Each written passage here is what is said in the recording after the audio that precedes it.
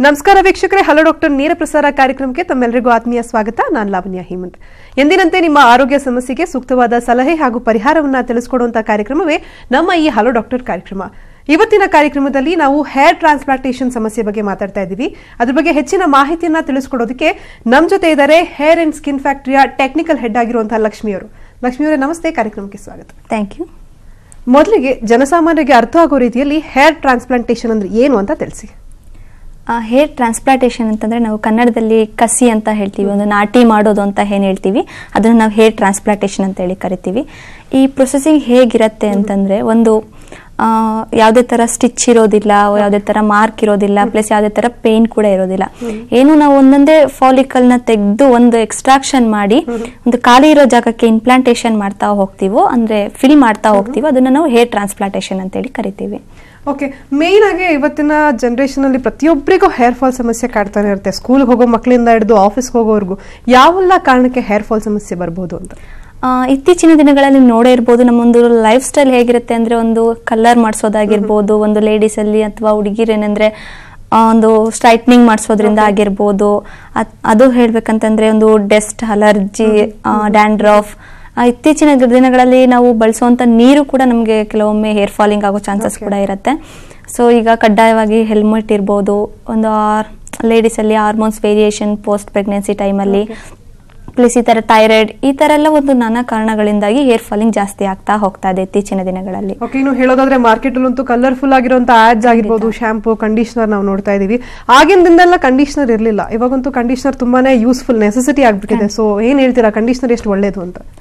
ನೀವು ನೋಡಿರ್ಬೋದು, ಈ ಮುಂದಿನ ಏನು ಹಿಂದೆ ಜನಗಳು ಏನಿದ್ರು ಅವರಿಗೆ ನೀವು ನೋಡಿರ್ಬೋದು ತುಂಬಾ ಚೆನ್ನಾಗಿ ಹೇರ್ ತುಂಬಾ ಚೆನ್ನಾಗಿರ್ತಾ ಇತ್ತು. ಬಟ್ ಇತ್ತೀಚಿನ ದಿನಗಳಲ್ಲಿ ನಾವು ಒಂದು ಕೆಮಿಕಲ್ ಅನ್ನೋದನ್ನ, ಒಂದು ಶಾಂಪೂ ಅನ್ನೋದನ್ನ ಏನು ಅತಿಯಾಗಿ ಬಳಸ್ತಾ ಹೋಗ್ತಾ ಇದೀವಿ, ಡೈರೆಕ್ಟ್ ನಾವು ಸ್ಕಾಲ್ಪ್ಗೆ ಅಪ್ಲೈ ಮಾಡ್ತಾ ಹೋಗ್ತಾ ಇದೀವಿ, ಒಂದು ಡೈಲ್ಯೂಟ್ ಮಾಡ್ದಲೆ. ಹಾಗೆ ಅಪ್ಲೈ ಮಾಡೋದ್ರಿಂದ ಏನಾಗುತ್ತೆ ಅಂತಂದ್ರೆ, ನಮ್ಮ ಸ್ಕಾಲ್ಪ್ ಅಲ್ಲಿರುವಂತ ಒಂದು ಯಾವುದೋ ಸ್ಕಿನ್ ಡೆತ್ ಆಗ್ತಾ ಹೋಗುತ್ತೆ, ಒಂದು ಫಾಲಿಕಲ್ ಕೂಡ ಡೆತ್ ಆಗ್ತಾ ಹೋಗುತ್ತೆ. ಪ್ಲಸ್ ಇದರ ಜೊತೆಗೆ ಈಗ ಒಂದು ಕಂಡೀಷನರ್ ಬಳಸೋದು ತುಂಬಾ ಸಾಮಾನ್ಯವಾಗಿ ಎಲ್ಲರೂ ಅದನ್ನ ಯೂಸ್ ಮಾಡ್ತಾ ಹೋಗ್ತಾರೆ. ಕಂಡೀಷನರ್ ಅಂತಂದ್ರೆ ಏನೋ ಒಂದು ಡ್ರೈ ಆದ್ಮೇಲೆ ಸಿಲ್ಕಿ ಏರ್ ಆಗಿ ಅವರಿಗೆ ಕಾಣಿಸೋದು ತುಂಬಾ ಖುಷಿ ಕೊಡುತ್ತೆ ಅದು. ಸೊ ಹಾಗಾಗಿ ಕಂಡೀಷನ್ ಕೂಡ ಅವರಿಗೆ ಗೊತ್ತಿರೋದಿಲ್ಲ ಯಾವ ರೀತಿ ಅಪ್ಲೈ ಮಾಡ್ಕೋಬೇಕು ಅಂತ ಹೇಳಿ. ಏನೊಂದು ಕಂಡೀಷನ್ ಆಗಿರ್ಬೋದು, ನಾವು ಸ್ಕಾಲ್ಪಿಗೆ ಅಪ್ಲೈ ಮಾಡ್ತೀವಿ ಅಂತ ಟೈಮಲ್ಲಿ ಏನಾಗುತ್ತೆ ಅಂದ್ರೆ ಅದು ನಮಗೆ ಡ್ಯಾಂಡ್ರಫ್ ಆಗಿ ಕನ್ವರ್ಟ್ ಆಗ್ತಾ ಹೋಗುತ್ತೆ. ಒಂದು ಕಂಡೀಷನರ್ ಅನ್ನೋದು ಏನಿರುತ್ತೆ ಜಸ್ಟ್ ಹೇರಿಗಷ್ಟೇ ನಾವು ಅಪ್ಲೈ ಮಾಡ್ಕೋಬೇಕು ಅನ್ನೋ ಇದಿರುತ್ತೆ. ಬಟ್ ನಮ್ಗೆ ಅದು ಕರೆಕ್ಟ್ ಆಗಿ ಯಾವ ರೀತಿ ಅಪ್ಲೈ ಮಾಡಬೇಕು, ಮೇಂಟೈನ್ ಮಾಡಬೇಕು ಅನ್ನೋ ಅಂಶ ಗೊತ್ತಿಲ್ಲದೆ ಇರೋದ್ರಿಂದ ಒಂದು ಸ್ಕಾಲ್ಪಿಗೆ ಅಪ್ಲೈ ಮಾಡ್ತಾ ಹೋಗ್ತೀವಿ. ಸೊ ಈ ಕಾರಣದಿಂದ ಏನಾಗುತ್ತೆ ಅಂದ್ರೆ ಡ್ಯಾಂಡ್ರಫ್ ಆಗ್ತಾ ಹೋಗುತ್ತೆ. ನೆಕ್ಸ್ಟ್ ಡ್ಯಾಂಡ್ರಫ್ ಆದ ಹೋದಂತ ಟೈಮಲ್ಲಿ ಏನಾಗುತ್ತೆ, ನಮಗೆ ಹೇರ್ ಫಾಲಿಂಗ್ ಜಾಸ್ತಿ ಆಗ್ತಾ ಹೋಗುತ್ತೆ. ಓಕೆ, ಇನ್ನು ನಾವು ಹೇಳೋದಾದ್ರೆ ಇವತ್ತಿನ ದಿನದಲ್ಲಿ ಯಾರು ಆಯಿಲ್ ಅಪ್ಲೈ ಮಾಡೋದಕ್ಕೆ ಇಷ್ಟನೇ ಪಡೋದಿಲ್ಲ. ಅಪ್ಲೈ ಮಾಡಿದ್ರು ಕೂಡ 1-2-3 ಡೇಸ್ ಹಾಗೆ ಬಿಟ್ಬಿಡ್ತಾರೆ. ಡಸ್ಟ್ ಕೂತು ಕೂಡ ಹೇರ್ ಫಾಲ್ ಆಗ್ಬೋದಾ? ಖಂಡಿತ. ನಾನು ಹೇಳಿದೆ, ಒಂದು ಕೆಮಿಕಲ್ ನಾವು ಡೈರೆಕ್ಟ್ ಆಗಿ ಆ ಸ್ಕಾಲ್ಪಿಗೆ ಅಪ್ಲೈ ಮಾಡ್ತೀವಿ. ಬಟ್ ಅದಕ್ಕೂ ಪ್ರೀವಿಯಸ್ ಆಗಿ ನಾವು ಯಾವುದೇ ತರ ಆಯಿಲ್ ಆಗಿರ್ಬೋದು, ಒಂದು ಅದಕ್ಕೇನೋ ಒಂದು ರೆಸ್ಟ್ ಆಗಿರ್ಬೋದು, ಏನು ನಮಗೆ ಸ್ಕಾಲ್ಪಿಗೆ ಯಾವ ತರ ಮೇಂಟೈನ್ ಮಾಡಬೇಕು ಆ ತರ ನಾವು ಮೇಂಟೈನ್ ಮಾಡಿರೋದಿಲ್ಲ. ಸೊ ನಮಗೆ ಒಂದು ಟೈಮ್ ಪ್ರೆಷರ್ ಇರೋದ್ರಿಂದ ಆಗಿರ್ಬೋದು, ಒಂದು ಸ್ಟ್ರೆಸ್ ವರ್ಕ್ ಇರೋದ್ರಿಂದ ನಾವೇನ್ ಮಾಡ್ತೀವಿ ಅಂತಂದ್ರೆ, ಆ ಒಂದು ಡ್ರೈ ಸ್ಕಾಲ್ಪಿಗೆ ನಾವು ಡೈರೆಕ್ಟ್ ಆಗಿ ಒಂದು ಅತಿ ಹೆಚ್ಚು ಕೆಮಿಕಲ್ ಇರುವಂತ ಶಾಂಪೂ ಹಾಕಿರ್ಬೋದು, ಅಥವಾ ಒಂದು ವೆಟ್ ಇರುವಾಗ ಒಂದು ಹೆಡ್ ವಾಶ್ ಮಾಡಿ ವೆಟ್ ಇರುವಾಗಲೇ ಅವಾಗಲೇ ನಾವು ಕೋಮ್ ಮಾಡ್ಕೊಳ್ಳೋ ಅಂಥದ್ದು, ಆ ವೆಟ್ಟಿರೋ ಹೇರಲ್ಲೇ ನಾವು ಹೊರಗಡೆ ಹೋಗುವಂಥ, ಡಸ್ಟಲ್ಲಿ ಹೋಗುವಂಥದ್ದು, ಇದೆಲ್ಲ ನಮ್ಗೆ ಏನಾಗುತ್ತೆ ಅಂದ್ರೆ ಒಂದು ನಮ್ಮ ಸ್ಕಾಲ್ಪಲ್ಲಿ ಅಲರ್ಜಿ ಸ್ಟಾರ್ಟ್ ಆಗ್ತಾ ಹೋಗುತ್ತೆ. ಅಲರ್ಜಿ ಮೀನ್ಸ್ ಒಬ್ಬೊಬ್ಬರಿಗೆ ನೀವು ನೋಡಿರ್ಬೋದು, ಡ್ರೈ ಸ್ಕಾಫಿಲ್ ಅವ್ರಿಗೆ ಅವರು ತುಂಬಾ ಫೋರ್ಸ್ ಆಗಿ ಕೋಮ್ ಮಾಡಿದಂಥ ಟೈಮಲ್ಲಿ ಅವರ ಸ್ಕಾಲ್ಪ್ ಒಂದು ಪೌಡರ್ ಆಗಿ ಬರ್ತಾ ಹೋಗ್ತಾ ಇರುತ್ತೆ. ಸೊ ಇಂಥ ಟೈಮಲ್ಲಿ ಅವ್ರಿಗೆ ಏನಾಗುತ್ತೆ ಅಂತಂದ್ರೆ ಅವರಿಗೆ ಗೊತ್ತಾಗ್ತಾ ಹೋಗೋದಿಲ್ಲ. ನಮ್ಗೆ ಒಂದು ಹೇರ್ ಫಾಲಿಂಗ್ ಅನ್ನೋದು ಯಾವ ಮೂಮೆಂಟ್ ಅಲ್ಲಿ ಆಗತ್ತೆ ಅಂತಂದ್ರೆ, ಒಂದು ಹೇರ್ ಸ್ಪ್ಲಿಟ್ಸ್ ಆದಾಗ ಸ್ಮಾಲ್ ಹೇರ್ ಆಗಿ ನಾವು ಕೋಮ್ ಮಾಡಿದಾಗ ಅದು ಹೇರ್ ಫಾಲ್ ಆಗತ್ತೆ. ಬಟ್ ಅದು ರೆಗ್ಯುಲರ್ ಆಗಿ ಆಗುವಂತದ್ದು. ಈ ಏನು ಹೇರ್ ಫಾಲ್ ಆದಂತ ಟೈಮಲ್ಲಿ ರೂಟ್ ಅಲ್ಲಿ ಒಂದು ವೈಟ್ ಅಂಶ ಏನಿರುತ್ತೆ ಅದ್ರ ಜೊತೆಗೆ ಹೇರ್ ಫಾಲ್ ಆಗ್ತಾ ಹೋಗುತ್ತೆ. ಅಂತ ಟೈಮಲ್ಲಿ ನಾವು ತುಂಬಾ ಎಚ್ಚರಿಕೆ ವಹಿಸಬೇಕಾಗತ್ತೆ. ಸೊ ನಾವು ಹೇರ್ ಟ್ರಾನ್ಸ್ಪ್ಲಾಂಟೇಷನ್ಗೆ ಒಳಗಾಗಬಹುದಾ, ಅಥವಾ ಒಂದು ಬಾಲ್ಡ್ನೆಸ್ಗೆ ನಾವು ಹೋಗ್ತಾ ಇದೀವಿ, ಹೇರ್ ಫಾಲಿಂಗ್ ಜಾಸ್ತಿ ಆಗ್ತಾ ಹೋಗ್ತಾ ಇದೆ, ಇದೆಲ್ಲ ಅವ್ರು ಅಬ್ಸರ್ವ್ ಮಾಡ್ಬೇಕಾಗತ್ತೆ. ಸೊ ಇದನ್ನ ನಾವು ಏನ್ ಮಾಡ್ತೀವಿ ಅಂತಂದ್ರೆ, ಒಂದು ಸ್ನಾನ ಮಾಡೋಕ್ಕೂ ಮುಂಚೆ ಆಗಿರ್ಬೋದು, ಒಂದು ಕೆಮಿಕಲ್ ಅಪ್ಲೈ ಮಾಡೋಕ್ಕೂ ಮುಂಚೆ ಆಗಿರ್ಬೋದು, ಒಂದು 5 to 10 minutes ನಾವು ಆಯಿಲ್ ಅಪ್ಲೈ ಮಾಡೋದ್ರಿಂದ ನಾವು ಖಂಡಿತವಾಗಿ ಹೇರ್ ಫಾಲಿಂಗ್ ನ ಕಂಟ್ರೋಲ್ ಮಾಡಬಹುದಾಗುತ್ತೆ. ಓಕೆ, ಇನ್ನು ನಾವು ನೋಡೋದಾದ್ರೆ ಕೂಡ ಹೇರ್ಸ್ ಗ್ರೇ ಆಗ್ತಾ ಬರ್ತಾ ಇರುತ್ತೆ. ಕೆಲವೊಬ್ರು ಆ ಗ್ರೇ ಆಗ್ತಿದೆ ಅನ್ನೋ ಒಂದು ಡಿಪ್ರೆಷನ್ಗೆ ಒಳಗಾಗ್ಬಿಡ್ತಾರೆ. ಬಿಕಾಸ್ ಇವತ್ತೊಂದು ತುಂಬಾ ಎಜುಕೇಟೆಡ್ಸ್ ಇರ್ತಾರೆ, ಅವ್ರಿಗೆ ಒಳ್ಳೊಳ್ಳೆ ಪ್ಲಾಟ್ಫಾರ್ಮ್ಸ್ ಸಿಗ್ತಿರುತ್ತೆ, ಒಳ್ಳೆ IT-BT ಕಂಪ್ನಿಲಿ ಜಾಬ್ ಇರುತ್ತೆ. ಬಟ್ ಅವರಿಗೆ ಎಸ್ ಹೇರ್ ಗ್ರೇ ಇದೆ ಅಥವಾ ನಾನು ಹಾಫ್ ಬಾಲ್ಡ್ ಆಗ್ತಾ ಇದ್ದೀನಿ ಅನ್ನೋ ಒಂದು ಟೆನ್ಷನ್ ಇಂದಾನೆ ಅವರು ಡಿಪ್ರೆಷನ್ ಒಳಗೆ ಹೋಗ್ಬಿಡ್ತಾರೆ. ಸೊ ಅಂತವ್ರಿಗೆ ಏನ್ ಹೇಳ್ತೀರಾ, ಹೇರ್ ಟ್ರಾನ್ಸ್ಪ್ಲಾಂಟೇಷನ್ ಅಲ್ಲಿ ಯಾವ ರೀತಿ ಅವ್ರನ್ನ ಡಿಪ್ರೆಷನ್ ಇಂದ ಆಚೆ ತರಬಹುದು ಅಂತ? ನಾನು ಏನು ಹೇಳಿದೆ, ಫಸ್ಟ್ ಹೇರ್ ಫಾಲಿಂಗ್ ಯಾವ ರೀತಿ ಆದರೆ ನಾವು ಅದು ಮಿನಿಮಮ್ ಇಷ್ಟು ಹೇರ್ಸ್ ಆಗೇ ಆಗುತ್ತೆ ಹೇರ್ ಫಾಲಿಂಗ್ ಅಂತೇಳಿ ನಾವು ಸುಮ್ಮನೆ ಆಗ್ಬಿಡ್ಬೋದು. ಬಟ್ ನಾನು ಹೇರ್ ಫಾಲಿಂಗಲ್ಲಿ ಏನದು ಒಂದು ಬಿಳಿ ಅಂಶ ಒಂದು ನಮಗೆ ಕಾಣಿಸ್ತಾ ಹೋಗುತ್ತೆ, ಅಂಥ ಟೈಮಲ್ಲಿ ನಾವು ಸ್ಟೆಪ್ ವೈಸ್ ನೋಡ್ಕೋಬೇಕಾಗತ್ತೆ. ಬಟ್ ಒಂದು ಏನು 10-20 ಈ ಥರ ಮಿನಿಮಮ್ ಆಗಿ ನಮಗೆ ಹೇರ್ ಫಾಲಿಂಗ್ ಆಗುವಾಗ ಟ್ರೀಟ್ಮೆಂಟ್ ತೊಗೊತಾ ಹೋದರೆ ಅವರು ಬಾಲ್ನೆಸ್ಸಿಗೆ ಹೋಗೋ ಅಂದರೆ ಹೇರ್ ಟ್ರಾನ್ಸ್ಪ್ಲಾಂಟೇಷನ್ಗೆ ಹೋಗೋ ಅಂಥ ಒಂದು ಮೂಮೆಂಟ್ ಇರೋದಿಲ್ಲ. ಬಟ್ ಏನಾಗುತ್ತೆ ಅಂದರೆ ಈಗಿನ ಒಂದು ಟೈಮ್ ತುಂಬಾ ಕಡಿಮೆ ಇರೋದ್ರಿಂದ, ಅವ್ರಿಗೂ ಕೆಲಸದ ಒತ್ತಡ ಇರೋದ್ರಿಂದ ಏನ್ ಮಾಡ್ತಾರೆ ಅಂದ್ರೆ ಲಾಸ್ಟ್ ಮೂಮೆಂಟ್ ಅಲ್ಲಿ ಯಾರೋ ಒಬ್ರು ಟೀಸ್ ಮಾಡಿದಾಗಿರ್ಬೋದು, ಒಂದು ರಿಲೇಷನ್ ಅಲ್ಲಿ ಯಾರೋ ಒಬ್ರು ಒಂದು ಅಬ್ಸರ್ವ್ ಮಾಡಿ ಹೇಳಿದಾಗಿರ್ಬೋದು, ಅಂತ ಟೈಮಲ್ಲಿ ಅವರು ಟ್ರೀಟ್ಮೆಂಟ್ಗೆ ಬರ್ತಾರೆ. ಬಟ್ ಅಂತ ಟ್ರೀಟ್ಮೆಂಟ್ ಅಲ್ಲಿ ನಾವು ಏನ್ ಮಾಡ್ಬೋದು ಅಂತಂದ್ರೆ ಫಸ್ಟ್ ಸ್ಟೇಜ್ ಸೆಕೆಂಡ್ ಸ್ಟೇಜ್ ಅಲ್ಲಿ ಏನ್ ಟ್ರೀಟ್ಮೆಂಟ್ ಕೊಡ್ಬೋದು ಅದು ಅವರಿಗೆ ಯಾವುದೇ ತರ ಯೂಸ್ಫುಲ್ ಆಗಿರೋದಿಲ್ಲ. ಸೊ ಏನ್ ಕಂಪ್ಲೀಟ್ ಆಗಿ ಅವರು ಬಾಲ್ಡ್ ಆಗ್ತಾ ಹೋಗ್ತಾರೆ, ಒಂದು ರೂಟ್ ಸಮೇತ ಏನ್ ಫಾಲ್ ಆಗಿರುತ್ತೆ ಅಂತ ಟೈಮಲ್ಲಿ ಅವರಿಗೆ ನಾವು ಹೇರ್ ಟ್ರಾನ್ಸ್ಪ್ಲಾಂಟೇಷನ್ ಸಜೆಸ್ಟ್ ಮಾಡಬೇಕಾಗುತ್ತೆ ಟ್ರೀಟ್ಮೆಂಟ್. ಇನ್ನು ಹಾಫ್ ಬಾಲ್ಡ್ ಅಂತ ಏನೊಂದು ಸಮಸ್ಯೆ ಇಂದ ಒಳಗಾಗಿರ್ತಾರೆ ಅಂತವ್ರಿಗೆ ಕಂಪ್ಲೀಟ್ ಆಗಿ ಹೇರ್ ಫಾಲ್ ಆಗುತ್ತಾ? ಅವರು ಫುಲ್ ಬಾಲ್ಡ್ನೆಸ್ ಕೂಡ ಅದನ್ನ ಸಫರ್ ಮಾಡಬಹುದಾ ಇನ್ ಫ್ಯೂಚರ್ ಡೇಸ್? ಖಂಡಿತ. ಅವರಿಗೆ ಇವಾಗ ಏನಂತಂದ್ರೆ ಒಂದು ಅವ್ರಿಗೆ ಸ್ಟಾರ್ಟ್ ಆಗಿರುತ್ತೆ 2 months ಇಂದ ಏರ್ ಫಾಲ್ ಸ್ಟಾರ್ಟ್ ಆಗುತ್ತೆ. 2 months ಅಲ್ಲಿ ಅವ್ರಿಗೆ ಏನಾಗಿರುತ್ತೆ, ಒಂದು ಮ್ಯಾಕ್ಸಿಮಮ್ 20% ಅಷ್ಟು ಅವರಿಗೆ ಬಾಲ್ಡ್ನೆಸ್ ಕಾಣ್ತಾ ಹೋಗಿರುತ್ತೆ. ಸೊ ಅವ್ರು ಅದೇ ತರ ಮೇಂಟೆನೆನ್ಸ್ ಅಲ್ಲಿ ಇದ್ರು ಅಂತಂದ್ರೆ ಏನಾಗುತ್ತೆ ಅಂದ್ರೆ ಫುಲ್ಲಿ ಬಾಲ್ಡೆಡ್ ಕೂಡ ಅವರು ಹೋಗ್ಬೋದಾಗತ್ತೆ. ಸೊ ಅವ್ರ ಅಷ್ಟರಲ್ಲೇ ನಾವ್ ಏನ್ ಮಾಡ್ಬೋದು ಅಂತಂದ್ರೆ ಒಂದು ಡೈಲ್ಯೂಟ್ ಮಾಡಿ ಶಾಂಪೂ ಅಪ್ಲೈ ಮಾಡೋದ್ರಿಂದ ಇರ್ಬೋದು, ಒಂದು 15 days ಒಂದ್ಸಲ ಆಯಿಲ್ ಮಸಾಜ್ ಮಾಡಿಸಿದ್ರಿಂದ ಇರ್ಬೋದು, ಈ ತರ ಎಲ್ಲ ಒಂದು ಅವರಲ್ಲಿರೋ ಒಂದು ಡ್ಯಾಂಡ್ರಫ್ ಕಡಿಮೆ ಮಾಡ್ಕೊಳ್ಳೋದ್ರಿಂದ ಅಥವಾ ಅವರ ಸ್ಕಾಲ್ಪ್ ಒಂದು ಅನಲೈಸ್ ಮಾಡಿಸಿ ಒಂದು ಟ್ರೀಟ್ಮೆಂಟ್ ತಗೊಳ್ಳೋದ್ರಿಂದ ಆಗಿರ್ಬೋದು. ನಮ್ಮ ಬಾಡಿಯಲ್ಲಿ ಏನಾಗುತ್ತೆ ಅಂತಂದ್ರೆ ನಾವು ಇತ್ತೀಚಿನ ದಿನಗಳಲ್ಲಿ ನೀವು ಕಡೆ ನೋಡಿರ್ಬೋದು, ನಮಗೆ ಪ್ರೋಟೀನ್ ಆಗಿರ್ಬೋದು, ವಿಟಮಿನ್ಸ್ ಆಗಿರ್ಬೋದು ತಿನ್ನ ಆಹಾರದಲ್ಲಿ ನಮಗೆ ಸಿಗ್ತಾ ಇಲ್ಲ. ಸೊ ಹಾಗಾಗಿ ಏನಾಗುತ್ತೆ ಅಂತಂದ್ರೆ ಒಂದು ಯಾರೇ ಒಂದು ಡಾಕ್ಟರ್ ಆಗಿರ್ಬೋದು ವಿಟಮಿನ್ಸ್ ಕಮ್ಮಿ ಆಗಿದೆ, ವಿಟಮಿನ್ಸ್ ತಗೊಳ್ತಾ ನಿಮ್ಗೆ ಏರ್ ಫಾಲಿಂಗ್ ಕಂಟ್ರೋಲ್ ಆಗುತ್ತೆ ಅಂತ ಹೇಳ್ತಾರೆ. ಬಟ್ ನಮ್ಮ ಬಾಡಿಯಲ್ಲಿ ವಿಟಮಿನ್ಸ್ ಕಮ್ಮಿ ಆದಾಗ ಏನಾಗುತ್ತೆ, ನಾವು ತಗೊಳ್ಳೋಂಥ ಫುಡ್ ನಮ್ಮ ಬಾಡಿ ಒಂದು ಅಂಶಕ್ಕೆ ಎಷ್ಟು ಬೇಕಾಗಿರುತ್ತೆ ಅಷ್ಟು ಮಾತ್ರ ಅದು ಪ್ರೊಡ್ಯೂಸ್ ಆಗ್ತಾ ಇರುತ್ತೆ. ಸೊ ನಮಗೆ ರೂಟಿಗೆ ಹೋಗೋ ಅಷ್ಟು ಟೈಮ್ ಕೂಡ ಅದಕ್ಕೆ ಇರೋದಿಲ್ಲ, ಅಷ್ಟು ಕೂಡ ನಮಗೆ ಸೇವಿಸ್ಲಿಕ್ಕೆ ಕೂಡ ಟೈಮ್ ಇರೋದಿಲ್ಲ. ಸೊ ಹಾಗಾಗಿ ಏನ್ ಮಾಡ್ತೀವಿ ಅಂತಂದ್ರೆ ಫಸ್ಟ್ ಸ್ಟೇಜ್ ಅಲ್ಲಿ ಏನ್ ಅವರಿಗೆ ಏರ್ ಫಾಲಿಂಗ್ ಆಗಿರುತ್ತೆ ಅವರ ಸ್ಕಾಲ್ಪ್ ಒಂದು ಅನಲೈಸ್ ಮಾಡಬೇಕಾಗತ್ತೆ. ಅನಲೈಸ್ ಮಾಡಿದ ನಂತರ ನಮ್ಗೆ ಗೊತ್ತಾಗುತ್ತೆ ಅವರಿಗೆ ಪ್ಲೇಟ್ಲೆಟ್ ಅಂಶ ಯಾವ ಸ್ಟೇಜ್ ಅಲ್ಲಿ ಇದೆ, ಅಂದ್ರೆ ರೂಟ್ ಫಸ್ಟ್ ಸ್ಟೇಜ್ ಅಲ್ಲಿ ಇದೆಯೋ, ಏರ್ ಫಾಲಿಂಗ್ ಸೆಕೆಂಡ್ ಸ್ಟೇಜ್ ಅಲ್ಲಿ ಇದೆಯೋ, ಈ ತರ ಒಂದು ಅನಾಲಿಸ್ ಮಾಡಿ ಅವರಿಗೆ ಟ್ರೀಟ್ಮೆಂಟ್ ಅದ್ರ ಪ್ರಕಾರವಾಗಿ ನಾವು ಮಾಡ್ತಾ ಹೋಗ್ಬೋದಾಗತ್ತೆ. ಓಕೆ, ಇನ್ನು ಹೇರ್ ಫಾಲ್ ಅನ್ನೋದ್ರ ಬಗ್ಗೆ ನಾವು ಮಾತಾಡೋದಾದ್ರೆ ಸ್ಟ್ರೈಟ್ನಿಂಗ್ ಮಾಡ್ಕೊಳೋದಿರ್ಬೋದು, ಕರ್ಲ್ಸ್ ಮಾಡೋದಿರ್ಬೋದು. ಬಿಕಾಸ್ ಇವತ್ತಿನ ಲೈಫ್ ಸ್ಟೈಲ್ ಅಲ್ಲಿ ಎಲ್ಲರೂ ಮಾಡರ್ನೈಸ್ ಆಗಿರೋದಕ್ಕೆ ಇಷ್ಟಪಡ್ತಾರೆ, ಒಂದು ಆಯಿಲ್ ಮಸಾಜ್ ಕೂಡ ತಗೊಳ್ಳೋದಿಲ್ಲ.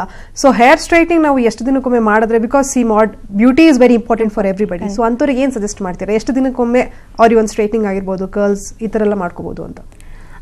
ನೀವು ನೋಡಿರ್ಬೋದು, ಒಂದು ಮೇಂಟೆನೆನ್ಸ್ ಹೇಳಿರ್ತಾರೆ, ಒಂದು ಸ್ಟ್ರೈಟ್ನಿಂಗ್ ಅವ್ರು ಏನ್ ಮಾಡಿಸಿರ್ತಾರೆ, ಅವ್ರು ಯಾವ ಕೆಮಿಕಲ್ಸ್ ಯೂಸ್ ಮಾಡಿರ್ತಾರೆ, ಈ ಪಾರ್ಲರ್ಗಳಲ್ಲಿ ಅವರ ಸ್ಕಾಲ್ಪ್ ಅನಲೈಸ್ ಮಾಡಿ ಅವರು ಯಾವುದೇ ತರ ಸ್ಟ್ರೈಟ್ನಿಂಗ್ ಮಾಡಿರೋದಿಲ್ಲ.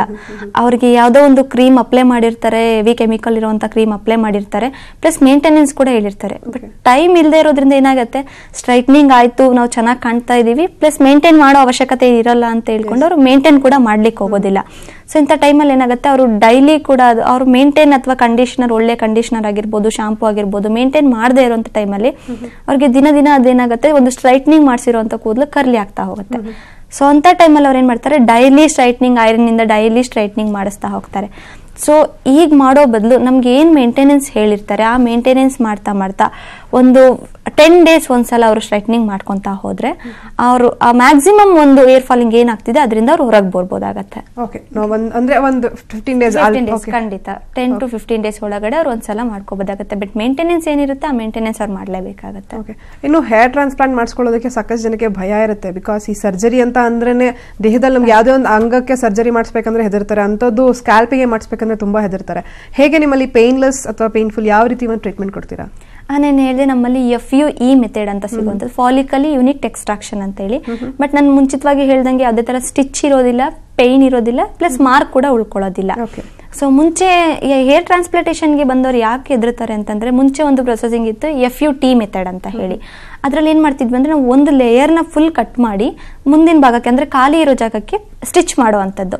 ಅದೇನಾಗಿರ್ತಿತ್ತು ಅಂದ್ರೆ ನೆಕ್ಸ್ಟ್ ಅದು ಸರ್ಜರಿ ಆದ್ಮೇಲೆ ಕೂಡ ಒಂದು ಟಚ್ ಮಾಡಿದಂತ ಟೈಮಲ್ಲಿ ಪೇನ್ ಆಗೋದಿರ್ಬೋದು ಅಥವಾ ಅವರೊಂದು ಮಾರ್ಕ್ ಕಾಣಿಸ್ತಾ ಸೊ ಈ ಪ್ರೊಸೆಸಿಂಗ್ ಈಗ ಅಡ್ವಾನ್ಸ್ ಏನಿದೆ ಅದು ಬಂದು ನಮ್ಗೆ ಯಾವುದೇ ತರ ಪೇನ್ ಕೂಡ ಇರೋದಿಲ್ಲ.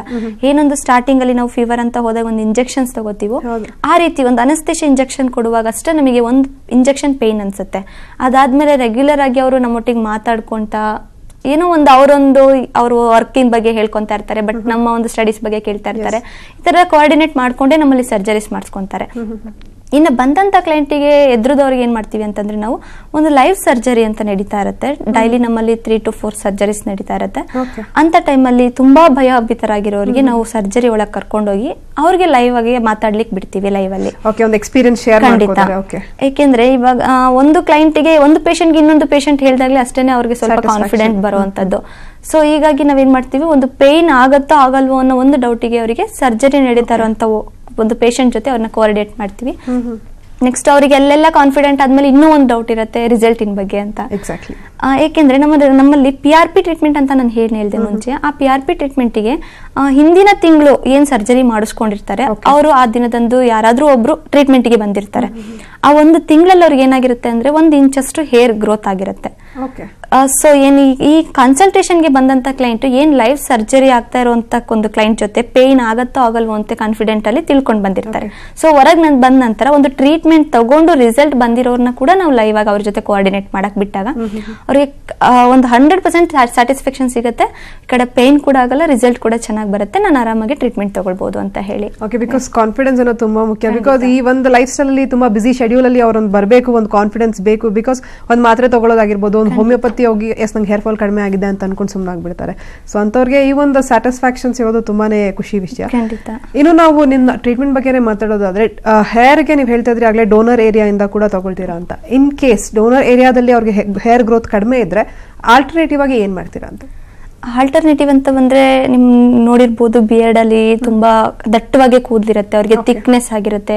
ಇನ್ನ ಬೆನ್ನಿನ ಭಾಗದಲ್ಲಿ ಕೂಡ ಥಿಕ್ನೆಸ್ ಆಗಿ, ಒಬ್ಬೊಬ್ಬರಿಗೆ ರೋಮ ಏನ್ ಜಾಸ್ತಿ ಅಂತ ಹೇಳ್ತಾರೆ, ಅವ್ರಿಗೆ ತುಂಬಾ ಕೂದಲಿರುತ್ತೆ ಎದೆ ಭಾಗದಲ್ಲಿ ಆಗಿರ್ಬೋದು. ಇಂಥ ಕಡೆಯಿಂದನೂ ನಾವು ಎಕ್ಸ್ಟ್ರಾಕ್ಷನ್ ಮಾಡಿ ಅಂತವರಿಗೆ ಡೋನರ್ ಏರಿಯಾ ಅತಿ ಕಡಿಮೆ ಯಾರಿಗೆ ಸಿಗತ್ತೆ ಅಂತವರಿಗೆ ಆ ತರ ಭಾಗದಿಂದ ಎಕ್ಸ್ಟ್ರಾಕ್ಷನ್ ಮಾಡಿ ಇಂಪ್ಲಾಂಟೇಶನ್ ಮಾಡಿಕೊಡ್ಬೋದಾಗುತ್ತೆ ನಾವು.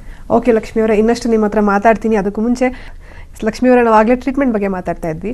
ನಿಮ್ಮಲ್ಲಿ ಟ್ರೀಟ್ಮೆಂಟ್ಸ್ ಅಂದ್ರೆ ಯಾವ ರೀತಿ ಇದೆ? ಅಂದ್ರೆ ಇನಿಷಿಯಲಿ ಹೇರ್ ಫಾಲ್ ಆಗೋರಿಗೆ ಯಾವ ರೀತಿ ಟ್ರೀಟ್ಮೆಂಟ್ ಕೊಡ್ತೀರಾ? ಹಾಫ್ ಬಾಲ್ಡ್ ಆಗಿರೋರಿಗೆ ಯಾವ ರೀತಿ ಕೊಡ್ತೀರಾ? ಜಸ್ಟ್ ಎಕ್ಸ್ಪ್ಲೈನ್ ಮಾಡಿ. ಏನು ಫಸ್ಟ್ ಸ್ಟೇಜ್, ಸೆಕೆಂಡ್ ಸ್ಟೇಜ್ ಅಲ್ಲಿ ಹೇರ್ ಫಾಲಿಂಗ್ ಆಗ್ತಾ ಬರ್ತಾ ಇರುತ್ತೆ, ಅವರಿಗೆ ಒಂದು PRP ಟ್ರೀಟ್ಮೆಂಟ್ ಅಂತ ಹೇಳಿ ಇರುತ್ತೆ. ಇನ್ನು ಹಾಫ್ ಬಾಲ್ಡ್ನೆಸ್ ಅಂತ ಹೇಳಿ ಬಂದ್ರೆ ಒಂದು ಹೇರ್ ಟ್ರಾನ್ಸ್ಪ್ಲಾಂಟೇಶನ್ ಟ್ರೀಟ್ಮೆಂಟ್ ಇರುತ್ತೆ. ನಾನು ಹೇಳ್ದಾಗೆ ಅದೇ ಡೋನರ್ ಏರಿಯಿಂದ ತೆಗೆದು ಇಂಪ್ಲಾಂಟ್ ಮಾಡುವಂಥದ್ದು. ಇನ್ನು ಕಂಪ್ಲೀಟ್ ಬಾಲ್ಡ್ನೆಸ್ ಇರೋರ್ಗೂ ಕೂಡ ನಮ್ಮಲ್ಲಿ ಟ್ರೀಟ್ಮೆಂಟ್ ಇದೆ, ಒಂದು ಸಿಲಿಕಾನ್ ಪ್ಯಾಚ್ ಅಂತ ಹೇಳಿ. ಈ PRP ಮೀನ್ಸ್ ಅಂದ್ರೆ ಏನು ಏರ್ ಫಾಲಿಂಗ್ ಆಗ್ತಾ ಇರುತ್ತೆ ಸ್ಟಾರ್ಟಿಂಗ್ ಅಲ್ಲಿ ಅವರು ಟ್ರೀಟ್ಮೆಂಟ್ಗೆ ಬರ್ತಾರೆ ಅಂತವ್ರಿಗೆ PRP ಟ್ರೀಟ್ಮೆಂಟ್ ಅಂತ ಹೇಳಿರುತ್ತೆ, ಪ್ಲೇಟ್ಲೆಟ್ ರಿಚ್ ಪ್ಲಾಸ್ಮಾ ಅಂತ ಹೇಳಿ. ಇದನ್ನ ನಾವ್ ಏನ್ ಮಾಡ್ತೀವಿ ಅಂತಂದ್ರೆ ಅವ್ರದೇ ಬಾಡಿಯಿಂದ ಒಂದು ಬ್ಲಡ್ ಡ್ರಾ ಮಾಡಿ ಒಂದು ರಿಚ್ ಪ್ಲಾಸ್ಮಾ ಪ್ಲೇಟ್ಲೆಟ್ಸ್ ಏನಿರುತ್ತೆ ಅದನ್ನ ಸಪರೇಟ್ ಮಾಡ್ತೀವಿ. ಒಂದು ಸೆಂಟ್ರಿಫ್ಯೂಜ್ ಮಿಷನರಿ ಸೆಂಟ್ರಿಫ್ಯೂಜ್ ಹಾಕಿ ಸಪರೇಟ್ ಮಾಡಿ ಅವರಿಗೆ ಡೈರೆಕ್ಟ್ ಆಗಿ ಇಂಜೆಕ್ಟ್ ಮಾಡೋದ್ರಿಂದ, ನಾನು ಹೇಳಿದೆ ಒಂದು ಫುಡ್ ತಗೊಂಡಾಗ್ಲೂ ಕೂಡ ನಮ್ಗೆ ಅಷ್ಟು ಸಪ್ಲೈ ಆಗಲ್ಲ, ಪ್ಲೇಟ್ಲೆಟ್ಸ್ ಆಗಿರ್ಬೋದು, ವಿಟಮಿನ್ಸ್ ಆಗಿರ್ಬೋದು. ಸೊ ಹಾಗಾಗಿ ಏನ್ ಮಾಡ್ತೀವಿ ಅಂದ್ರೆ ಅವ್ರ ಬಾಡಿಲಿರಂತ ಒಂದು ಕೆಂಪು ರಕ್ತ ಕಣದಿಂದ ನಾವು ಬಿಳಿ ರಕ್ತ ಕಣನ ಸಪರೇಟ್ ಮಾಡಿ ಸೊ ಡೈರೆಕ್ಟ್ ಆಗಿ ಇಂಜೆಕ್ಟ್ ಮಾಡೋದ್ರಿಂದ ಆ ಒಂದು ಸ್ಕಾಲ್ಪ್ ಅನಲೈಸ್ ಮಾಡಿ ಅವರಿಗೆ ಎಷ್ಟು ಸೆಕ್ಷನ್ಸ್ ಮಾಡಬಹುದು ಅಂತ ಹೇಳಿ ಇರುತ್ತೆ. ಸೊ ಯಾವ ಲೆವೆಲ್ ಅಲ್ಲಿ ಹೇರ್ ಫಾಲಿಂಗ್ ಅಲ್ಲಿ ಇರ್ತಾರೆ ಅಂತವರಿಗೆ ಒಂದು 3 to 4 ಸೆಕ್ಷನ್ಸ್ ಫಸ್ಟ್ ಲೆವೆಲ್, ಅವರಿಗೆ ಒಂದು ಸೆಕೆಂಡ್ ಲೆವೆಲ್ ಹೋಗ್ತಂತಂದ್ರೆ 5 to 6 PRPs. ಈ ತರ ಒಂದು ಸೆಕ್ಷನ್ಸ್ ಏನ್ ಹೇಳಿರ್ತೀವಿ ಅಷ್ಟು ಸೆಕ್ಷನ್ಸ್ ಆಗಿ ನಾವು ಅವ್ರಿಗೆ ಆ ತರ ಟ್ರೀಟ್ಮೆಂಟ್ ನಡೆಸಬಹುದಾಗತ್ತೆ. ಓವರ್ ಆಲ್ ಪ್ರೊಸೀಜರ್ ಈ ಒಂದು ಹೇರ್ ಟ್ರಾನ್ಸ್ಪ್ಲಾಂಟೇಶನ್ ಮಾಡ್ಬೇಕಂದ್ರೆ ಎಷ್ಟು ಟೈಮ್ ಬೇಕಾಗಬಹುದು ಅಂತ? ಬಿಕಾಸ್ ಇವಾಗ ಎಲ್ಲರೂ ಬಿಸಿ ಇರ್ತಾರೆ, ಎಲ್ರಿಗೂ ಇಮಿಡಿಯೇಟ್ ಸೊಲ್ಯೂಷನ್ಸ್ ಬೇಕಾಗಿರುತ್ತೆ. ಸೊ ಅಂತವ್ರಿಗೆ ಏನ್ ಹೇಳ್ತಾರೆ, ಎಷ್ಟು ಟೈಮ್ ಲಿಮಿಟ್ ಅಲ್ಲಿ ಮಾಡಬಹುದು ಅಂತ? ಈ ಒಂದು ಹೇರ್ ಟ್ರಾನ್ಸ್ಪ್ಲಾಂಟೇಶನ್ 1 day ಪ್ರೊಸೆಸಿಂಗ್. ಏನು ಮಾರ್ನಿಂಗ್ ಅವ್ರು ಬಂದಾಗ ಸ್ಟಾರ್ಟ್ ಮಾಡಿದ್ರೆ ಒಂದು ಆಫ್ಟರ್ನೂನ್ ವರ್ಗು ಒಂದು ಎಕ್ಸ್ಟ್ರಾಕ್ಷನ್ ಪೀರಿಯಡ್ ಅಂತ ಹೇಳಿರುತ್ತೆ. ಆ ಎಕ್ಸ್ಟ್ರಾಕ್ಷನ್ ಪೀರಿಯಡ್ ಆಗುತ್ತೆ. ಆಫ್ಟರ್ ಎಕ್ಸ್ಟ್ರಾಕ್ಷನ್ ಒಂದು ಲಂಚ್ ಬ್ರೇಕ್ ಆಗಿರ್ಬೋದು, ಅವ್ರಿಗೊಂದು ರೆಸ್ಟಿಗೋಸ್ಕರ ಸ್ವಲ್ಪ ಹೊತ್ತು ನಾವು ರೆಸ್ಟ್ ಮಾಡಬೇಕಾಗತ್ತೆ.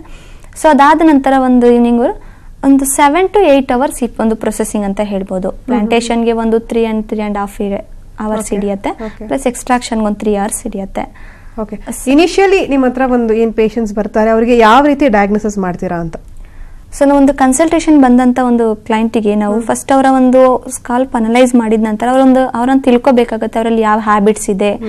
ಪ್ಲಸ್ ನಾವು ಅದನ್ನ ಒಂದು ತಿಳ್ಕೊಂಡ ನಂತರ ಅವರಿಗೆ ಬಿಫೋರ್ ಸರ್ಜರಿ ನಾವು ಹೇಳ್ಬೇಕಾಗುತ್ತೆ 15 to 20 days ಅದನ್ನ ಅವಾಯ್ಡ್ ಮಾಡ್ಬೇಕಂತ ಹೇಳಿ. ಸೊ ಅದಾದ ನಂತರ ಇವಾಗ ಗೊತ್ತಿರೋ ಹಾಗೆ ಡಯಾಬಿಟಿಸ್ ಇದೆಲ್ಲ ಇರುವಂತವ್ರು ಕಾಮನ್ ಬರುವಂತವ್ರು. ಸೊ ಹಾಗಾಗಿ ನಾವೇನ್ ಮಾಡ್ತೀವಿ ಅಂತಂದ್ರೆ ಅಡಿಷನಲ್ ಆಗಿ ಒಂದೆರಡು ಬ್ಲಡ್ ಟೆಸ್ಟಸ್ ಕೂಡ ಕೊಟ್ಟಿರ್ತೀವಿ. ಆ ಬ್ಲಡ್ ಟೆಸ್ಟಸ್ ಎಲ್ಲ ತಗೊಂಡವರು ನಾರ್ಮಲ್ ರಿಪೋರ್ಟ್ ನ ಯಾವಾಗ ತಗೊಂಡ್ ಬರ್ತಾರೆ, ಸೊ ಅಂತ ಟೈಮಲ್ಲಿ ಅವ್ರಿಗೆ ನೆಕ್ಸ್ಟ್ ಒಂದು ಸರ್ಜರಿ ಡೇಟ್ ಅಂತ ಹೇಳಿ ಫಿಕ್ಸ್ ಮಾಡ್ತೀವಿ. ಆ ಸರ್ಜರಿಗೂ ಹೋಗೋ ಮುಂಚೆ ನನ್ನ ಕನ್ಸಲ್ಟೇಷನ್ ಅಲ್ಲಿ ನಿಮ್ಗೆ ಮುಂಚೆ ಹೇಳೋದಕ್ಕೆ ಒಂದು ಭಯ ಬೀಳೋರ್ಗಾಗಿರ್ಬೋದು, ಒಂದು ರಿಸಲ್ಟ್ ಬಗ್ಗೆ ಅನುಮಾನ ಪಡೋರ್ಗಾಗಿರ್ಬೋದು, ನಾವು ಅಲ್ಲಿ ಎಲ್ಲ ಕ್ಲಾರಿಫಿಕೇಶನ್ ಕೊಟ್ಟಿರ್ತೀವಿ. ಯಾಕೆಂದ್ರೆ ಈಗ ಒಂದು ಯಾರೋ ಕೇಳಿರ್ಬೋದು ರಿಸಲ್ಟ್ ಬಂದಿರೋದು ನಂಬರ್ ಕೊಡಿ ಅಂತ ಎಲ್ಲ ಕೇಳ್ತಾರೆ, ಬಟ್ ನಂಬರ್ ನಾವು ಯಾರ್ದಾದ್ರೂ ಕೊಟ್ಟು ಮಾತಾಡಿಸ್ಬೋದಾಗತ್ತೆ. ಸೊ ಅದಕ್ಕಿಂತ ಒಂದು ಡೈರೆಕ್ಟ್ ಆಗಿ ರಿಸಲ್ಟ್ ಬಂದಿರೋರ್ನ ನಾವು ಮಾತಾಡಿಸಿದಾಗ ಆ ಒಂದು ಕ್ಲೈಂಟಿಗೆ ಏನಾಗುತ್ತೆ, ನೆಕ್ಸ್ಟ್ ಕ್ವಶನ್ ಇರೋದಿಲ್ಲ ಅವರಿಗೆ, ಫುಲ್ಲಿ ಅವ್ರು 100% ಅಲ್ಲಿ ಕಾನ್ಫಿಡೆಂಟ್ ಅಲ್ಲಿ ಇರ್ತಾರೆ. ಯಾಕೆಂದ್ರೆ ಯಾವ ತರ ಭಯ ಇರಲ್ಲ ಅಂತ ಗೊತ್ತಾಗಿರುತ್ತೆ. ಅವ್ರ ಕಣ್ ಮುಂದೆನೆ ನಾವು ಸರ್ಜರಿ ಕೂಡ ತೋರಿಸಿರ್ತೀವಿ, ಪ್ಲಸ್ ರಿಸಲ್ಟ್ ಕೂಡ ತೋರಿಸಿದ್ರಿಂದ ಅವ್ರಿಗೆ ಯಾವುದೇ ತರ ಅನುಮಾನ ಅನ್ನೋದು ಇರೋದಿಲ್ಲ. ಸೊ ಆಲ್ರೆಡಿ ಆಗಿ ಅವರು ಫುಲ್ 100% ಆಗಿ ಸರ್ಜರಿಗೆ ಹೋಗ್ಲಿಕ್ಕೆ ಅವ್ರು ಒಪ್ಕೊಂತಾರೆ. ಇನ್ನು ಆಫ್ಟರ್ ಸರ್ಜರಿ ನಾನು ಹೇಳ್ಬೇಕಂತಂದ್ರೆ ಒಂದು ಸರ್ಜರಿ ಪ್ರೊಸೆಸಿಂಗ್ 1 ಡೇ ಫುಲ್ ಆಗತ್ತೆ. ಆದಂತ ದಿನದಿಂದ ಒಂದು 12 ಡೇಸ್ ಏನಿರುತ್ತೆ, ಆ 12 ಡೇಸ್ ಅವರು ತಲೆ ಸ್ನಾನ ಮಾಡೋ ಆಗಿರಲ್ಲ. ಆ ತಲೆ ಏನಂದ್ರೆ ಆ ಒಂದು ಫಾಲಿಕಲ್ ಏನ್ ಪ್ಲಾಂಟೇಶನ್ ಮಾಡಿರ್ತಾರೆ ಅದು ಆ 12 ಡೇಸ್ ಪೀರಿಯಡ್ ಅಲ್ಲಿ ಅವ್ರಿಗೆ ಸ್ಕಿನ್ನಿಗೆ ಅದು ಫಿಟ್ ಆಗುವಂತ ಒಂದು ಟೈಮ್ ಇರುತ್ತೆ. ಸೊ ಇವಾಗ ಯಾಕೆಂದ್ರೆ ತುಂಬಾ ಜನ ಭಯ ಪಡ್ತಾರೆ, 12 ಡೇಸಿಗೆ ವಾಶ್ ಮಾಡಕ್ ಹೇಳಿರ್ತೀವಿ, ತುಂಬಾ ಜನ ಭಯ ಪಡ್ತಾರೆ. ಇಷ್ಟೊಂದೆಲ್ಲ ಕಷ್ಟಪಟ್ಟು ಮಾಡಿಸ್ಕೊಂಡಿದ್ದೀನಿ ನಾನು, ಏರ್ ಫಾಲಿಂಗ್ ಏನಾದ್ರು ಮತ್ತೆ ಫಾಲಿಕಲ್ ಏನಾದ್ರು ಬಿದ್ದೋದ್ರೆ ಕಷ್ಟ ಆಗತ್ತೆ ಅಂತೇಳಿ. ಸೊ ಹಾಗಾಗಿ 12 ಡೇಸಿಗೆ ಒಮ್ಮೆ ನಾವು ಕ್ಲಿನಿಕ್ಗೆ ಅವ್ರನ್ನ ಬರ್ಲಿಕ್ಕೆ ಹೇಳ್ತೀವಿ. ಬರ್ಲಿಕ್ಕೆ ಹೇಳಿದಂತ ಟೈಮಲ್ಲಿ ನಾವೇ ವಾಶ್ ಮಾಡಿಕೊಟ್ಟು ಯಾವ ರೀತಿ ವಾಶ್ ಮಾಡ್ಕೋಬೇಕಾಗತ್ತೆ ಅನ್ನೋದನ್ನು ಕೂಡ ನಾವು ಅವ್ರಿಗೆ ತಿಳಿಸ್ಕೊಡ್ತೀವಿ. ಪ್ಲಸ್ ಅದ್ರ ಜೊತೆಗೆ ನಾವು ಒಂದು ಅಡಿಷನಲ್ ಆಗಿ ಮೆಡಿಸಿನ್ಸ್ ಕೂಡ ಕೊಟ್ಟಿರ್ತೀವಿ. ಮೆಡಿಸಿನ್ಸ್ ಅಂದ್ರೆ ಅವ್ರು ಲೈಫ್ ಟೈಮ್ ತಗೊಳ್ಳುವಂತ ಮೆಡಿಸಿನ್ಸ್ ನಾವು ಯಾವುದೇ ತರ ಸಜೆಸ್ಟ್ ಮಾಡಿರೋದಿಲ್ಲ.